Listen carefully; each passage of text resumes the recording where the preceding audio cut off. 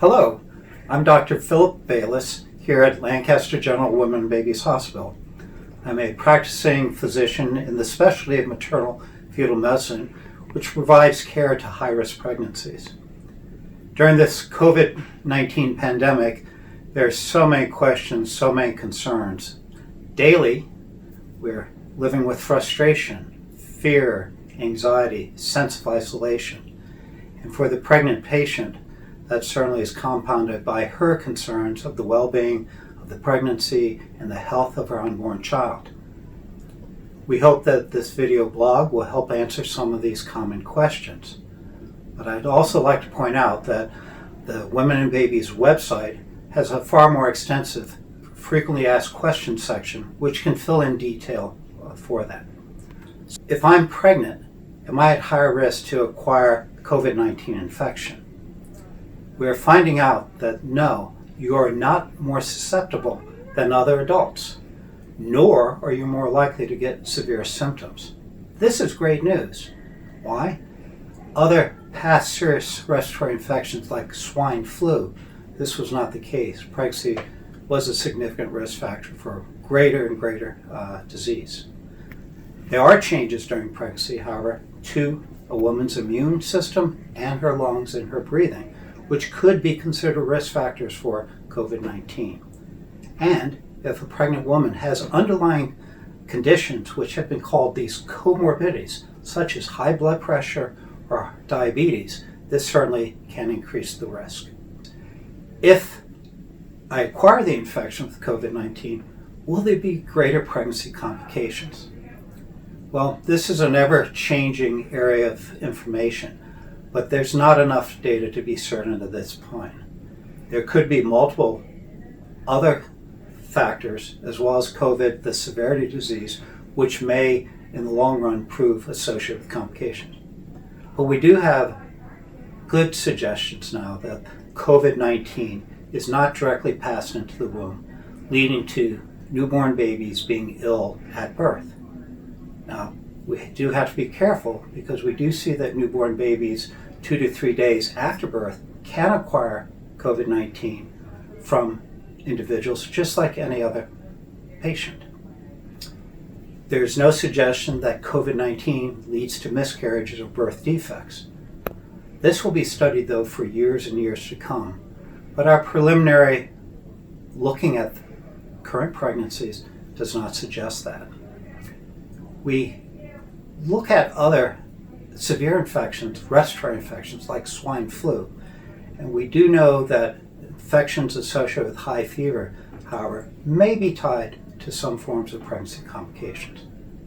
The bottom line is that if a pregnant woman becomes ill with COVID-19, we'll want to follow her pregnancy very carefully.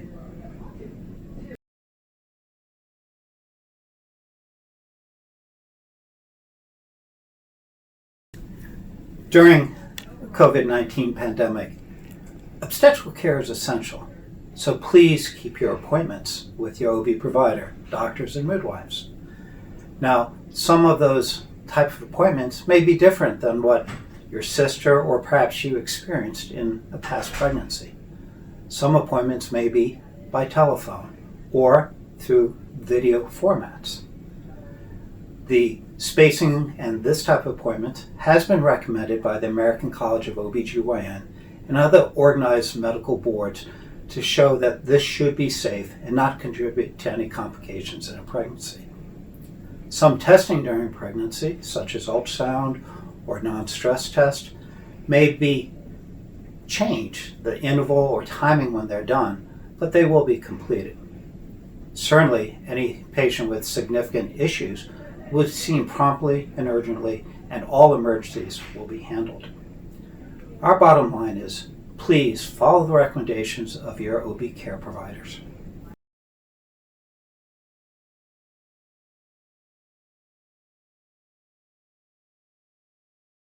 This past week at Women and Babies Hospital, we have adopted a universal screening for COVID-19 infection in laboring patients. This policy or protocol is being conducted through many hospitals in Pennsylvania and throughout the country. It allows us to provide the best care, knowing the status of positive or negative for women in labor. It protects the woman, her unborn child, her family, and also permits us to use proper protection for the entire delivering team.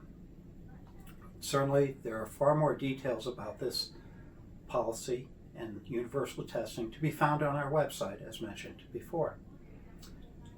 All patients will be discussed this testing upon admission, and their wishes and desires will be honored.